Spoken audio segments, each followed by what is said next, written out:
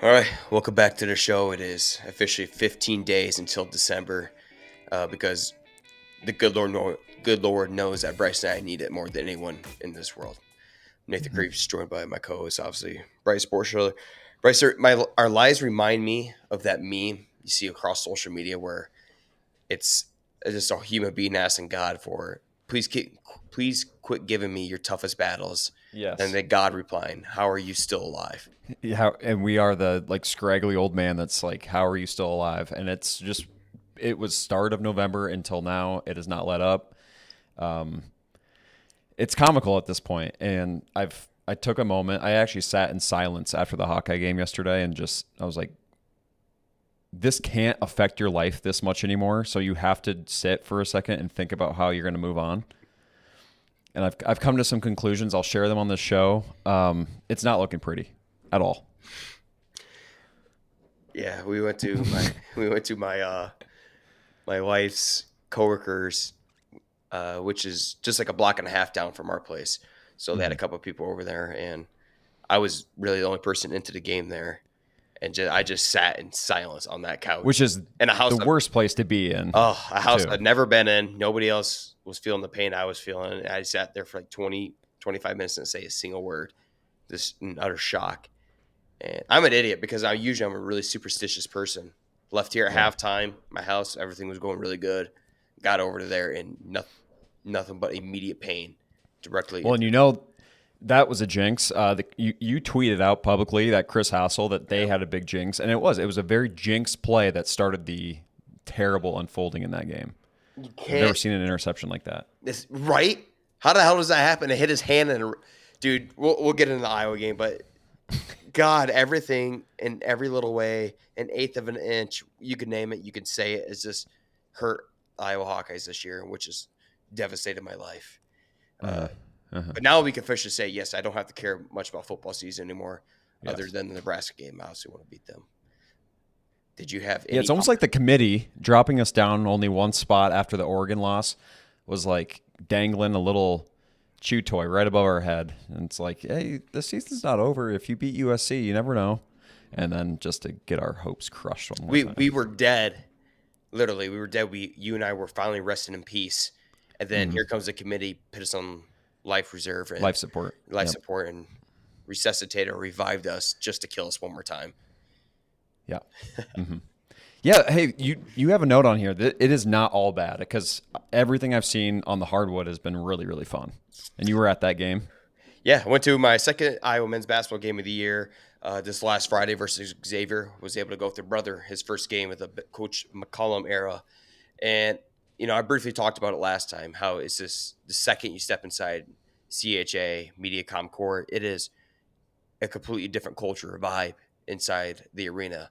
There's more Yeah. fans. It's work in progress. There's more fans, and you can feel it. And just by watching the team and how they present themselves on the court, they play defense, energizes this crowd more than Fran McCaffrey and his teams ever did, maybe outside of Luka Yeah. Garza. And it's so refreshing. It's so much needed that there's a lot of hope in this basketball program. And the coolest thing about McCollum and this team is that he's carried this tradition from Northwest Missouri State to Drake on over to Iowa. He's doing everything he can to connect with the fan base. Bryce, after Mm-hmm. each game, they circle the bottom bowl of the arena and high five all the fans. And Cool. yeah, Very so cool. we got down there. I brought a Sharpie. I'm like, you know what, just in case if I see Coach McCollum. And the second we got down there, he's right there in front of my face. I tossed the Sharpie at him. He caught it. He's like, I got you. Signed it and just went on his way. Then Iowa Hoops Instagram happened to catch the famous signature of him inking all over me. Yeah, On yeah, this we'll throw that clip up. That was sweet. You got put on the Iowa Hoops Instagram. You reposted it on Iowa Chill Show. That was a huge moment for the brand, and what a kickstart to this McCollum era as they just take care of business in every game so far. They're playing, inferior opponents the first two games, and they take care of business. And then a semi-test. Xavier's got great basketball history. Maybe don't have the team this year, but yeah, everything I've seen so far is calm, cool, collected. Everything runs through Sturts. There's hustles for loose balls. There's offensive rebounds. Everything you saw in Drake last year, you're seeing now. in Iowa City, and that's got to be so refreshing. So I haven't obviously seen firsthand what the crowd is like. That is really exciting to hear that Carver's come to life again. Yeah. Yeah, I had another tweet from another Iowa fan on Twitter. The crowd's there, the vibe's there, but they can still do a better job about standing up because Coach Yeah. McCollum really gets in the game. He's throwing his arms up. He's doing everything he can to pump up this crowd, and I really appreciate that. And Yeah. we Coach was on our podcast last year how Hmm. confident of a human being he is in himself, and if he doesn't like something, he's gonna let you know. And Yeah. he's called out Iowa fans numerous times. Like, hey, we're here. We need you guys interacting with the game, cheering up on your feet, and he's doing Hmm. everything he can. And man, it's been a long time since I felt so personally Yeah. connected with a team, and he's doing it the right way, and it's a lot of Hmm. fun to be part of this building. Yeah. I don't know how much we're actually going to dive into the basketball season. It's pretty early still, but I did have my initial takeaway of McCollum era basketball, and I don't remember this so much at Drake, but I love that he's calling timeouts after we score. That's one of my very first things I ever remember about him. It's like he calls a timeout just to let us catch our breath. And most coaches call a timeout, Bryce, when you give up like a 10-point Yeah. lead, or he calls it almost to prevent that from even happening. So he's Yep. playing chess, not checkers, right? He's how many steps ahead of you, and that's at least my outlook on his strategic timeouts. And It it's feels fun. that way. It really does feel like he's playing like a little bit more of a mind game and or just like smart. I don't know why more coaches aren't doing this because it's like, hey, I see the game going a certain way. Obviously, guys like Bennett Sturts never leave the floor, so you probably need a break and just a time to collect yourself anyway. But I hate that timeout when you give the crowd a chance to get into the game. Oh, we just gave up 10 points. Now the crowd's going nuts. Like that is the worst feeling as a fan base. I actually love it. I I Lots did. more McCollum sure to come, but Yeah, I did those same timeouts when I was in high school. Bring back the glory days. They were called Nathan timeouts. I was dedicated one timeout oh each yeah, game, where I can call my own timeout, and I almost called them at the same time. It's like you kind of know you have control of the game. You call a timeout, kind of collect everyone, settle the composure, and just remind everyone, hey, that we're in good hands right now. Keep doing what we're yeah, doing. It's just a way to slow the game down in your favor. So it's just so fun to watch because Fran McCaffrey would took every timeout with them back home that night, rather even after we give up like a 20 fucking point run. So yeah. things are No, I different. love that, and it's just one very small reflection of just the amount of control that it feels like with Sturts for one. I mean, this kid is incredible. We already knew this, and McCollum. It just feels like an entirely different approach to the game, and I love it. Like we're gonna have to outpunt our like how big these matchups are going to be in the Big Ten. We don't have a big team, but I love this team so far. I'm pumped. Gets me fired up. Anything else went good for you this weekend, or besides your Vikings losing a last second field goal? And I got to see Ben and Jeremy. We saw the better part of the Iowa game at Big Grove Brewery downtown off Ingersoll. That was really nice. Jeremy's been really busy with his new house, so we haven't seen him a ton. Just brought some ice cream to a friend, our neighbors, the Thompsons. Liz Thompson turns 30 today, so we Oh, brought her yes. some birthday cake ice cream. Nice. No, that's pretty much it. Yeah, we had to manufacture our own joy this weekend because nothing external was going our way. Well, if you want to feel good about ourselves, Bryce, we can go back to our alma maters. And, you know, we kind of brought this up last year. It's state football here in Iowa. Last Hmm. week was the semifinals. This week Hmm. is the state finals. And without, with guarantee, every single year I can open up the IHSAA app and see Pella, Dutchman, and the state championship every year football. This Yeah, is one of the most dominant runs of a dynasty I've seen in the last decade. It's yeah, honestly incredible. and They really just keep cool doing it. now.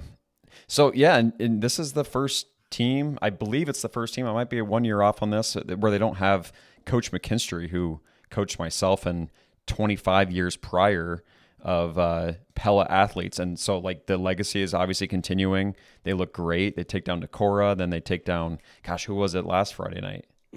I don't know. I can't remember. Are they 3A or 4A? Council Bluffs, or I know Newton lost. But yeah, either which way, like the tradition's continuing. It's really fun to see. And then the Deers running back is really freaking good.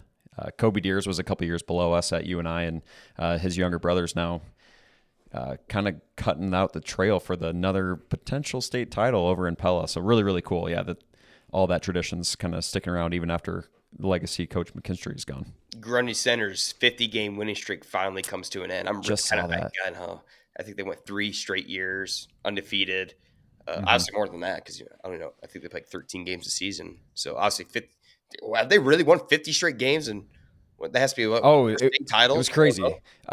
Yeah, I did some digging. I actually hadn't been following along too much. Yeah, it was an insane win streak. This kid at quarterback is a Stanford golf commit and has just incredible career stats at Grundy Center. Mm-hmm. Unreal. What talent? Like I know, and like now, hey, like that was the consolation prize for so many, not myself. That like, okay, you had this devastating loss to finish your season, but hey, you get to go play Stanford golf. Like that's gonna be sweet for this kid. How many star golf players in the state of Iowa have led their high school to how many consecutive state championships at the quarterback position? I'm guessing not that many. That's incredibly rare. So shout out to him. One of my favorite athletes in the state of Iowa. Hmm. That's cool. And shout out to my alma mater, Bishop Garrigan. Their third straight year in state. I think it could be potentially even more. 2 years ago, they won the state championship. Last year, they got knocked off in the semifinals. This year, as the number 1 seed, they advanced to the 8-man state championship. And Bryce, they will play Woodbine, and Woodbine brings in with them the number 1 recruit in the class of 2026 in the state of Iowa. 6'4". I think his name's like Logan Blum, something like that. I could totally be wrong. I think it's somewhat similar to that, but 6'4", 6'5" receiver and 8-man. Ooh, that's gonna be As hands full. that is a hell of a challenge, and they have a really good running back too. So yeah, get ready. That's gonna be a tough man to cover all night, and hopefully they do better than Iowa trying to cover USC's fucking receivers. Yeah, that's on me. I didn't research. I had no idea that this Lemon kid was projected to go 11th in the NFL draft next year. So when he started tearing us up, I'm like, he looks like an NFL receiver out there. And it looks like he will get a huge contract in April. That was unbelievable stuff in the grabs they were making. Mm-hmm. That's Like truly next level. Like they look like they're in just the NFL rain ready already. too. I mean, that was dumb. Just Uh-huh. piss off Uh-huh. the moon. You just like when you play against guys, like you just see it. Like the eye test is immediately passed. Like these guys are a different level. They're better. And honestly, I know we're getting into it. We keep previewing this recap. I give us a lot of credit for keeping it this close because, like, truly, those guys are unbelievably good. Yeah. Well, good luck to all the state teams this week in the state championship. And that always means it's one of my favorite time of the years because basketball's transitioning to. Then you have Thanksgiving right around the corner after state. Mm-hmm. Oh, can't wait for that, my lord, because I need a break in life, and that's as close as I'll get. Bryce, do you want to hear the fact of the week? Yes, I do. Okay, we're gonna be look at some of the tallest buildings here in the state of Iowa. At the top of your head, do you know the tallest building in Iowa? 801 Grand. So, by the way, that's news to me because this is the old principal, right? And I thought it was still called the principal. Okay, this is again on me. I should know this lore living in Des Moines, but I believe that principal rents out the top 2 levels, and that's why they call it the principal building. But I think it's always been called 801 Grand Well, building. no, here I've got my source is Wikipedia. Okay. Take a deep breath, everyone. It says 801 Grand, previously known as the principal building. Okay. Yeah. So maybe it was. I thought so. I trust Wiki. Stands at 630 feet tall. Bryce, this is similar structure in size to the Arch in St. Louis.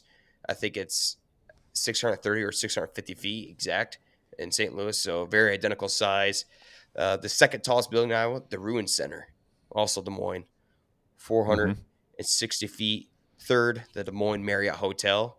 A hotel is the third tallest building in Iowa. That's crazy. 365 feet. And I think everything is Des Moines until you get to number 9, and that is the famous Alliant Energy Tower. Yeah, and it's not even close. I remember looking at this a long time ago because there actually is a new skyscraper coming. Well, not technically a skyscraper. Like Chicago, Minneapolis, NYC people will shit on us if we call it a skyscraper, but there is another building coming in. They're under construction now, and I'm like, God, we have no tall buildings. It is going downtown Des Moines. Nice. So a little bit more cityscape coming. Dude, that was always the coolest thing as a kid coming to Des Moines. You could see skyscrapers for once. Yeah. Yeah, it's cool. You can kind of start seeing it outside of like Ankeny when you're Uh-huh. like Legacy Golf Course south and like Carroll. You can kind of see that 801 Grand building. It's kind of fun. It is a lot of fun.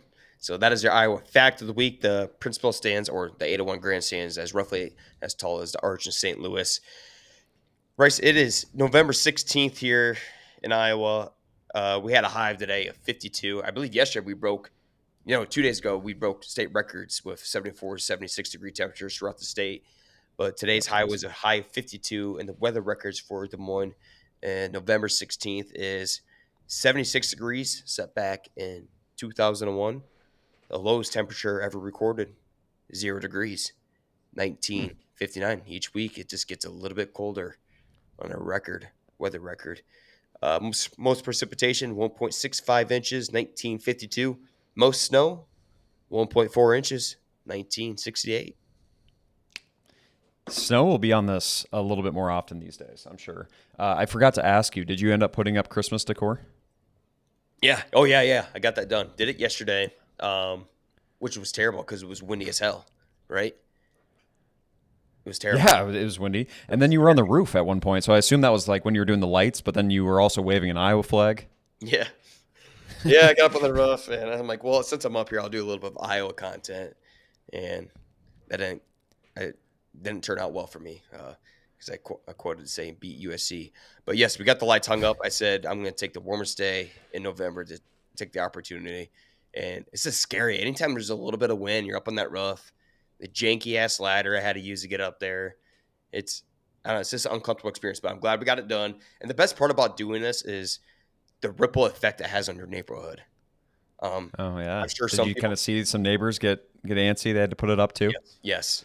Our across the street neighbors, one house down, saw we did it. You saw him get in his truck, left for about a half hour, comes back with grocery sacks full of Christmas lights, and him and his wife are immediately the up there. The competition in your neighborhood is so funny. The landscaping earlier in the spring, now the Christmas lights. I love it. The snow blowing at the driveways. Oh I'm, yeah, that's I'm sure coming that I'm soon. sure it pissed a lot of neighbors off though. I would have been extremely pissed if I would have saw some neighbors last week putting up their lights. I'm like, God, it's already that time of the year. And so I'm sorry. Yeah, I and just hey, might as well do it when it's 70 degrees, right? Like I don't blame anyone that does it early. no, I theoretically the best time would be after Thanksgiving, but I'm not taking my chances. If I have a 70-degree day, I'm capitalize on that every time to get the lights hung up. So got that done with. Pumped up about it. Yeah, nice weekend. No snow, no records, at least today, right? Nope. Thank God. It looks like we might be having snow storm coming over Thanksgiving break, which would be awesome. We need I'd we take it. we need a white Christmas this year, let alone potential snowy Thanksgiving. That would that would help the mood out a lot. Hmm. All right. Yeah, today is November 16th, but this episode is going to be dropping November 17th. So we're looking back at November 17th on this date in Iowa. It's a little more interesting here. Bryce, November 17th, 1978. One of the deadliest blizzards in Iowa history struck the state, claiming the lives of 17 people and causing widespread damage and power outages. The storm dumped up to 20 inches of snow in some areas and was accompanied by high winds and near zero temperatures. Um, yeah, that's recipe for disaster. An early snow Tons of snow. blizzard, Holy cow. because their weather systems weren't very accurate um, this time or back in 1978, and so you get 20 inches of snow in a day plus 0 degree temperature and nothing but wind. That's brutal. That's a bad combo. I would not want to be alive in the days before really strong heating where you were just going off the fireplace. You didn't have a snow plow guy that just came and plowed your horse-drawn carriage dirt path. Like it would have been tough back then. 1978. My dad was 8 years old. He has some horror stories on the farm back in the day, having to feed and do pig chores when it was like minus 20. I just had a lot of empathy for those guys. Huh. Dude, my life sucks when it's below 30 degrees and just a little windy, let Hmm. alone let alone some of the disasters they had to deal with. Yeah, it's always funny talking to the parents like, yeah, we had like 30 inches of snow this one day, and the memes are true. It's like, and then we had to go to school on top of Yeah, it, walk a mile. It's funny. Oh yeah, we have such easy lives compared to them. I'm not even like, I used to be like, oh no way, and now I'm just like, yeah, you had it way worse. I picture it as in like Little House on the Prairie. Uh huh. I feel like that's how old our parents are. All right, Iowa news. Hopefully, we got some good things going on here. You see this? Lottery officials are searching for a $3 million winning ticket that was sold in where was it? Norwalk, Iowa. But here's the kick: nobody's claimed it yet. And this is about 2 or 3 days old. It So there's 3 million up in the air. Come and grab it. was You know who you are. claimed at the Quick Start Convenience in Norwalk, Iowa. The winning numbers, Bryce, are 10, 13, 40, 42, and 46. So they hit all five of those numbers, but the ticket did not have the mega ball. And if they were to hit that mega ball, I think the prize was up to $900 million. Oh God. Yeah, go grab that ticket. Imagine if we were the ones that alerted this person to be like, oh shoot, yeah, I have that ticket. We'd have to get in contact with this person and have them share and donate to the show. We could use some funding for some new laptops, just to please our lives, our sports teams, so our lives can get just a little bit better. We definitely appreciate it. So hopefully it's a Hey, Hawkeye fan. maybe a little money for that remodel, that little basement finish. We could use some donations for Jeez. Creep's household. Yes. God. So not to get too derailed here, but I remember having Rob Sand on here maybe in April or May, and he had talked about his notorious Powerball scandal, the one he broke and kind of investigated. And I feel like it was kind of the same story where it was like a lot of these like these people that wouldn't claim their tickets almost because like they were waiting to like see if they could get away with it. I don't remember the exact story, but this seems almost a little fishy to me. In the same vein, because we bring up lottery winners here and there on the show for Iowa News, and I remember talking about my former coworker at my current job. Mm-hmm. He won the lottery. He won like $3 million, and he had no idea he won it until the day after. Went to the same convenience store, which he traditionally did before going into work, and the clerk was like, "You're the winner." He's like, "What are you talking about? You won the lottery last night." He's like, "Shut up." And that's where he then quit his job right there in the spot, went to the morning, collected his money, took 10 years off, enjoyed his life. It's such a wild story still. All right. Let's talk about our demons. Okay. Yeah, the most Iowa's now fallen 0-13, the ranked team since 2021. Give up I don't know how many unanswered points USC scored, but it was a lot in the second half where Iowa scored 0 points. 26-7. Iowa's now 0-4 versus ranked teams this season alone by a combined 15 points. Mm-hmm. I don't think anything can hurt more than that. And just by the smallest of margins, Caden Weegens' toe being 1/8 of an inch away from being in bounds. Some say potentially was even in bounds. A ball hits a guy's hand and somehow bounces back 10 yards for an interception after a missed face mask call. USC game. Teams don't miss field goals against Iowa either, and especially monsoons. The last missed field goal was back to Rutgers the fourth week of the season. It's just like the little things that Iowa would find ways to win the last 5 years are now all hitting us at the wrong time when we have one of our best teams. That's what hurts the most. None of these little things are going our way. None of them. And it's killing. It sucks.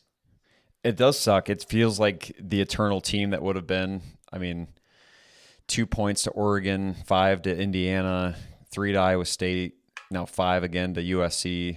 Like this margin of victory is those little things. It's the kick off the toe. It's the toe drags. It's random stuff exactly right. It's the stuff that we would have had gone our way when it didn't matter. And now that you have this team that you want it to, fall in the right direction, it doesn't. And in that moment of silence I took right after the game, I just said, eventually, if you have a team that's 0-4 in the biggest games of the year, you just have to be like, maybe this isn't the team.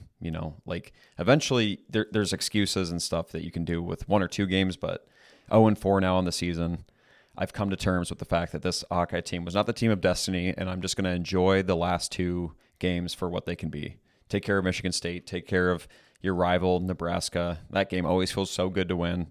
still a fun team to watch, and that's like the one thing I want to maintain. I don't want to get bitter about the season to the point where I stop watching these guys and getting excited, because I do think it's been one of the most fun Hawkeye seasons in a while for me. Yeah, no, you're right. You could talk about the unluckiness that's dread upon Iowa, which there's cases, but they've also put themselves in that position, right? Hmm. And you're when you go 0 for 4 and 0 for 13 and since 2001 against ranked teams, it's you got to put it on upon yourself, and that's Hmm. where I refuse to give Kirk Ferentz any credit this year. He Yeah. beats the teams he's I, supposed to be and the ones that he needs to win. He just cannot get the job done, and that really opens up the question again. We're gonna have this year after year. What is the state of mind and state of presence in Kirk Ferentz at the University of Iowa?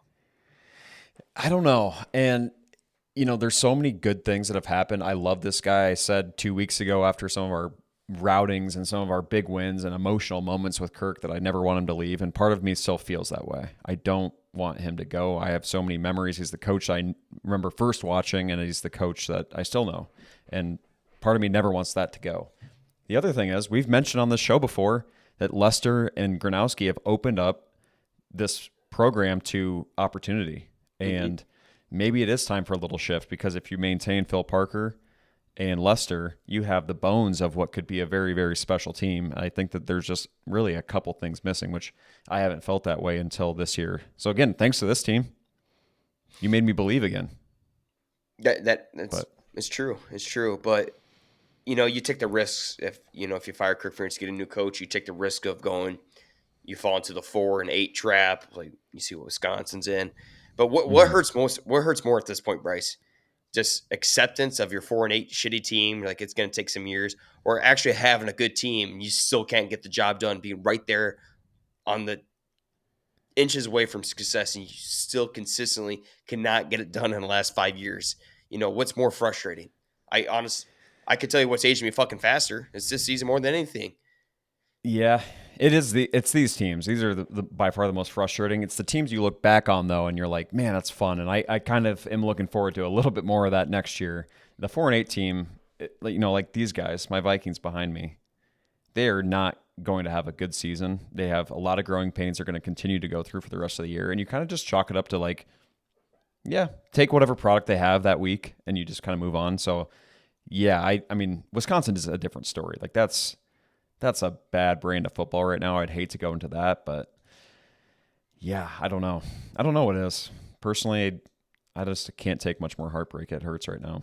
And here's what I don't really want. Like, there are so many hot button coaching jobs right now. There's like maybe 2 to 3 of the top positions in the whole NCAA football that will be available. And I don't want to compete for the scraps this next year. So I do want to kind of keep them one more year. I say give him one more year, but the problem is next year is a pretty light schedule. It's like the old Big Ten West again, and Hmm. that kind of could scare me as kind of, oh, we don't have to be as aggressive this year. We can sit back and win the old Kirk Ferentz way, dude. It's a never-ending cycle, and they got me. I just don't. I don't honestly just don't know what to do anymore. I really don't. They got. We're getting close to the end of the season. The season needs to be done. It needs to be Hmm. done. I'll enjoy it watching Mark Gronowski. And that's the worst part about it, is that Gronowski comes in 1 year, plays awesome. We still can't get the job done.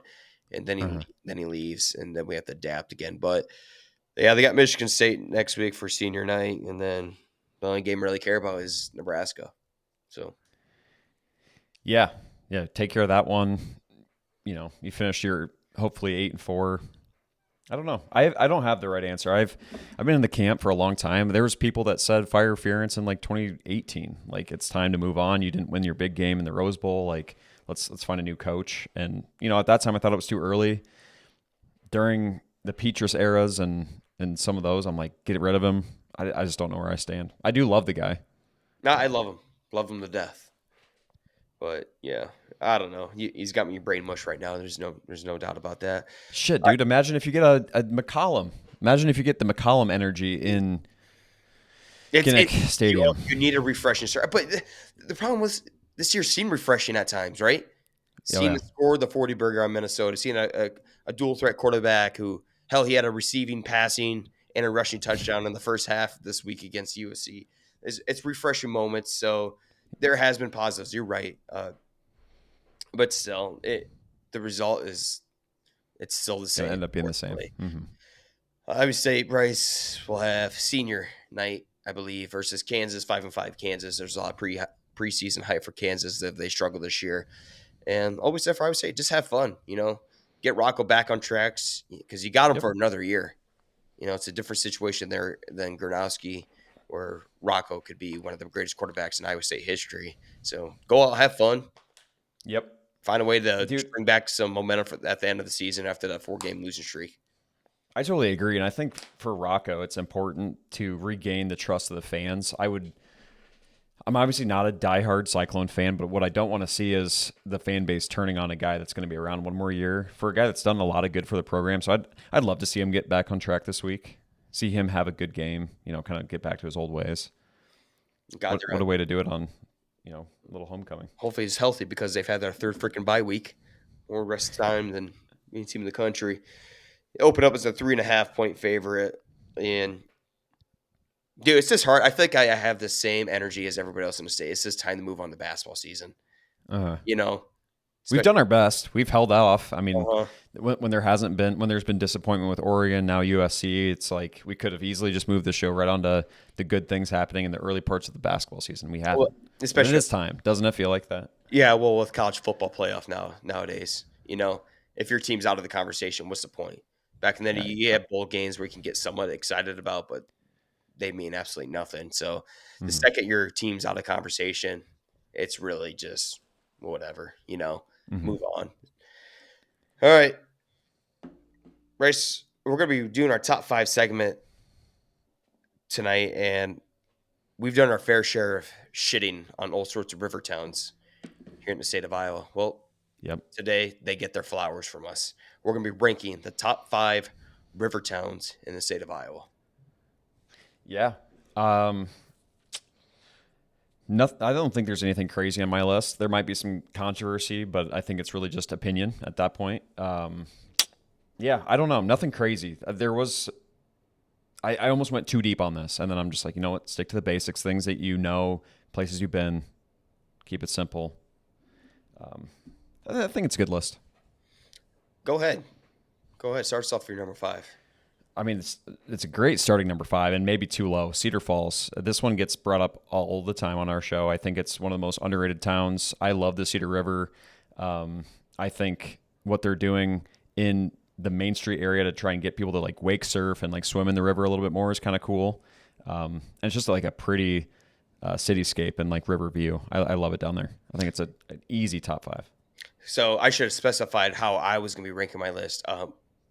I went off the Missouri and Mississippi River. So Oh, you're okay. yeah. Yeah, I've got some inner Okay. inner river. My list is solely you have to be on either the Mississippi or the Missouri River. My number 5 is Dubuque, and that's going to Yep. cause some turmoil here. A lot of people are going to say that Dubuque's the best river city, and there was that article that came out this year from New York Times saying that Dubuque was the number 1 spot in the country to visit this summer. Okay, Mm-hmm. yeah, Dubuque's a good town. My problem is just a little too old. Um, I do a lot of deliveries there, and it pisses me off with the old structures, the old layouts. Everything's tight in there. Once you get to the outskirts, it's a little bit better, a little more breathing room. But I think it's just out of date, baby. Yeah, it's just nothing really too sexy about there in Dubuque. So that's why it's 5 and maybe not 3, 2, 1. Mm-hmm. I think it's fair. Nate, I think what's funny about this is like you're gonna hit both sides of the state, and I'll take care of the middle because I actually don't have a single one on the outside. That's So, good. We're yeah. targeting a lot of demographic here. My number 4 is I can't believe it's taken us 64 plus some episodes for this town to get mentioned. Bellevue, Iowa, right there in Mississippi, Yeah. in between Dubuque and Davenport. One of the prettiest towns. I would say Mhm. number two prettiest town in the state of Iowa. And I know we've done our top 5 list, and I forgot to put Bellevue on there. It's so adorable. It's cute. Mhm. Your problem is you're kind of a smaller population, so some necessities either got to go to Dubuque or Davenport, but it's not that far of a drive. It's manageable. So you have your peace, Mhm. you're quiet, beautiful scenery. If you need necessities, it's a half-hour drive. So I love Bellevue quite a bit.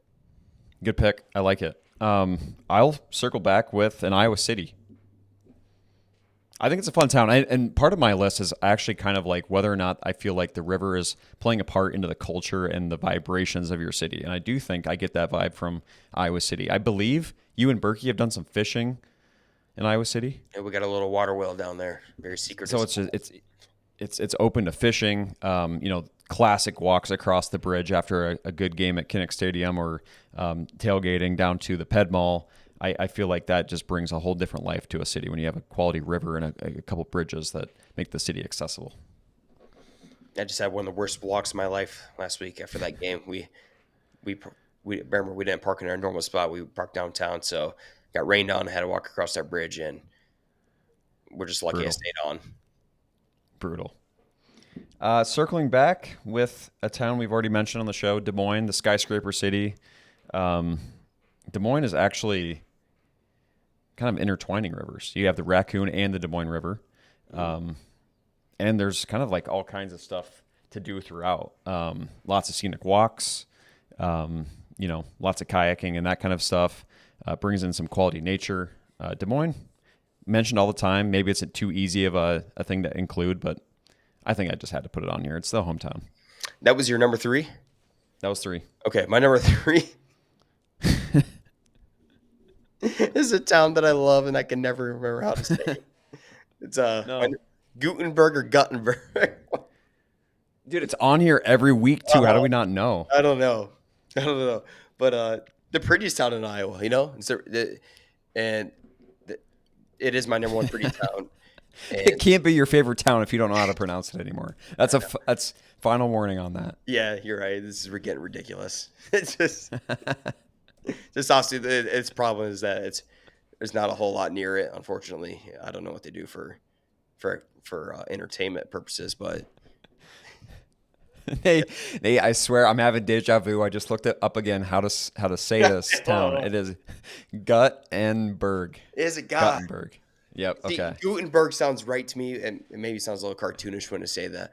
But when I say Guttenberg, I'm like, that can't be it. But it is it. So I need to go with my anti-gut next time, and it's Guttenberg. But it sounds German, and like if you were like imitating a German accent, it'd be Gutenberg. Yeah, Gutenberg, right? Gutenberg. Yeah. Oh. So okay. Well, All right. either way, great river town. My number 2 is Davenport. It's going to take a lot of shit here, but Davenport grew on me when my wife was in PA school. I've given this story before. I hated it until I was a part of it. There was constant entertainment. My favorite casino in the state is in Davenport. They have 2 casinos there. If you don't like Davenport that much, go to Bettendorf. One of the best sports complexes in the entire state is there. TC something complex. It's massive. It's just a whole lot of live bands, live entertainment, a lot of great food. That was my favorite part about Davenport. It was the brunches. Some of the best breakfast brunches spots in the entire state. Laid right there off the Mississippi and Davenport. So shout out to Davenport. Love it. Fair, and I'm not going to give it any crap. I actually went there 2 years ago for the first time, like where I really spent time there. Thought Davenport downtown was fun. Yeah. Bar hopping, did a little wedding there, and then the reception was in Bettendorf the next day. And I'm like, hey, I think this is a great area. So no hate from this side. My favorite movie theater too is in Davenport. So it's really nothing but entertainment there. They're doing it right. Fair there. enough. Maybe Davenport's in top 5 underrated city. Mm-hmm. Not an underrated city on this show all the time. And this is what's funny about my list is like so many of these have been mentioned. And I actually didn't put this one as number 1 because it's often number 1 on other lists. Decorah, up on the upper Iowa River. Just beautiful town. I do think that the river adds a ton to that whole situation. I mean, not much else needs to be said on Decorah in this show. We talk about it all the time. One of the best Beautiful rivers. One of just the best rivers in general. One of the cleanest rivers. We'll do a ranking someday. We just rank our top 5 favorite rivers in the state of Iowa, and that's going to break number 5. Yep. Circle back, Delhi. And this is like Delhi's moment to shine. Like a lake. It is a lake, but it's a dammed up lake. This is a river conversation when you talk about Delhi, and I think it's truly like an underrated spot. Been there 2 or 3 times. And I've had like some of the best lake days in my Iowa experience. And that's even like Bogey, Clear Lake, Red Rock, Panorama. Like I think Delhi's awesome. Kind of a hidden gem. It really is. Cliff jumping, did it all. It was awesome. All right, that was your number one. Bryce, my number one, Rivertown in the state of Iowa, Sioux City. Wow. Did Yes. not see that coming. Not bad. Not in a bad way. I just didn't see it coming. I might be reaching for this one a little bit. Just let's try our best not to forget about our good friends over there in the west side of the state. It's out there. There's no denying it. But Sioux City is a city of entertainment. One of my favorite skylines. When people say skylines, it's an Iowa skyline, and I just adore Sioux City for some reason. I don't know, and it's one of the top fastest growing cities in the state of Iowa. So that shows you there's the population growth. So there's something going on there. There's life up in the North Sioux for sure. Yeah, Sioux Falls, Sioux City. I think all those towns are growing really fast, and I was up there for a little while. I thought it was cool. So that is my only river town on the west side of the state. So only one town from Mississippi River gets that recognition, but it gets the top of the charts with the crown for me. Fair enough. I'll put a hand up. I don't think this was my best list. I did it a little bit in a hurry. I think they're good. I think they're solid. I don't know. I think you did a great job talking about the coasts of Iowa, the coastline. Bryce, we got anything more positive news coming to us this week? What's your week looking like? Give me some good news. Scotty B's coming down. We're going to a little conference that the Greater Des Moines Partnership is putting on. No, a pretty normal week. I think it's pretty chill. Trying to think if anything really crazy is happening. We're trying to get a Friendsgiving going at some point. Just got out the Facebook invite for the Friends Christmas, which sounds like bummer. You guys have a wedding going on. That Colby, sucks. Mia, they'll be at the wedding too. We'll be in the right town, but we have the wedding. Devastation. I love the annual Christmas party in Des Moines. I love the bar hopping. We had a great time last year. Awesome time. I'm devastated we got to miss it. We'll keep talking. Maybe there's a way to do two birds, one stone, or a different weekend. But either way, yeah, I think it's semi-relaxed finally. There's not a whole lot going on, and then lots of family coming up hopefully in 2 weeks ish. I don't know what I got coming up this weekend. Absolutely nothing. I'm so happy I don't have to go to Kinnick Stadium. So happy. I don't have to go. I can sit back and relax. We're selling our tickets. No way in hell am I going to the Michigan State. Okay, you're just not going. I was like, yeah, that is a home game, but you're just, Nope. No reason to go to that one. Nope. I'm conserving my energy for basketball and attending Carver Hawkeye this year. So it's come down to it. Yeah, what are the big basketball games coming up? I know Cyhawks the December 11th. Not a whole lot. Big Ten games. I was going to California. I think it's either California or Florida this year for the annual Thanksgiving tournament for basketball at that time of the year. I know they play Ole Miss to kick off that tournament. They play Iowa State at Iowa State. No big home games coming up for Iowa here in recent time until we get the conference schedule. Hey, that's the biggest bright spot, I think. I think Iowa State, Iowa, they're going to be the shining light in a very dark world right now. So keep your eye on UNI basketball, by the way. I have been a little bit. I saw Drake's lost a couple close ones, and UNI's looking pretty good. Yeah, Drake, for some reason, likes getting down double digits and then trying to claw their way back every game. And according to Admire, they're out their best player yet, too. So, but if we learned anything from last year, you could win 32 games and you still might not get into the tournament. So it doesn't matter. If you're Drake, you just ultimately have to play your best basketball in March and win the Missouri Valley Conference tournament. So a lot of time to get your shit right and get going. All right, I got faith that this week's going to be a little bit better. We're going to have to sacrifice something. It's got to be. Yeah. Yeah, you let me know what we're sacrificing. I'll be there at the ritual. We're going to have to do it. All right, everyone. Hang in there because we're hanging on by Hang in there. If we're still hanging in here, then I know you guys can too. So enjoy your week, everybody. Let's get this thing cooking. See you later. Guess what's at the Mississippi? Kicking back, yeah, evidently. Everybody grab your people.